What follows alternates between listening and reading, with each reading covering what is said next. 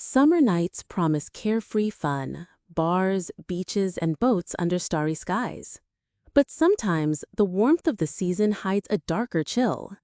These three true stories set in the heart of summer unravel moments where trust frays, instincts scream, and the ordinary turns horrifying.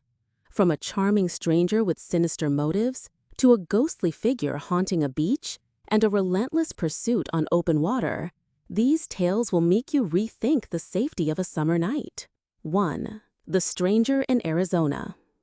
It started innocently enough at a Chicago bar, where I met Matt, a guy who seemed like any other 20-something Cubs fan.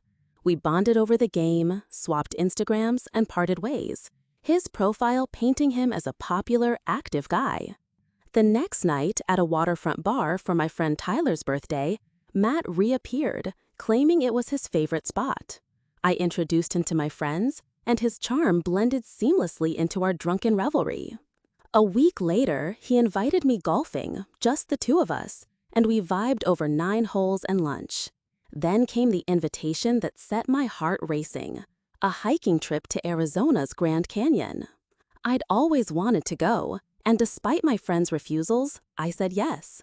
Matt claimed he was going alone, and his Instagram clout eased any doubts. We flew out August 15, 2024, landing in Phoenix at night. Matt rented a car, and we grabbed food and alcohol before reaching our Airbnb. Exhausted, I was stunned to find only one bed. Matt pointed to a pull-out couch, saying it was fine and free. I set up the sofa bed, surprisingly comfortable, and drifted off, a light sleeper in an unfamiliar place. That night, I woke to Matt shuffling to the kitchen for water, his footsteps a faint disturbance. The next day was a grueling but stunning hike on the Bright Angel Trail, where Matt's energy outshone my sweat-soaked struggle.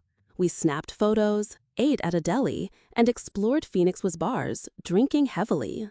Back at the Airbnb, I collapsed on the couch, barely remembering plugging in my phone. Hours later, a creaking floorboard woke me.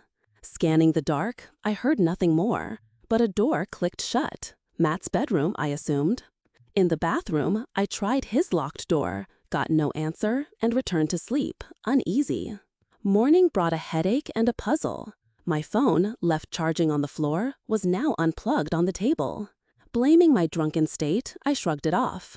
We explored more, drank again, and Matt insisted I take the bed that night, our final one before a 1 p.m. flight. I moved to the bedroom, leaving the door unlocked, unaware of the danger. Hours later, I stirred, disoriented, my phone missing from the table next to my bed. Searching frantically, I froze, then screamed. Matt was sprawled face down on the floor beside the bed. "What are you doing?" I shouted, heart pounding. Groggy, he claimed he'd drunkenly stumbled in, remembered I was in the bed, and crashed on the floor. But he was on the far side, away from the door. Accusing him about my phone, he played dumb, then found it under the bed. His gaze felt alien, like a mask had slipped. I insisted on the couch, he took it reluctantly. I locked the door, convinced he'd tampered with my phone. Sleep came, but not for long. I woke again, and there, at the foot of my bed, was Matt's silhouette, silent and looming. He sat, rubbing my arm, and I screamed, shoving him out.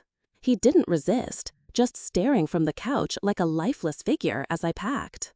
I fled to the airport at dawn, changed my flight seat to avoid him, and blocked his number and Instagram. Later, I messaged a guy from one of Matt's old posts, untagged but visible in comments. His reply chilled me.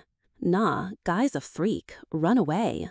He shared how he and others cut Matt off for similar behavior, unsurprised by my story.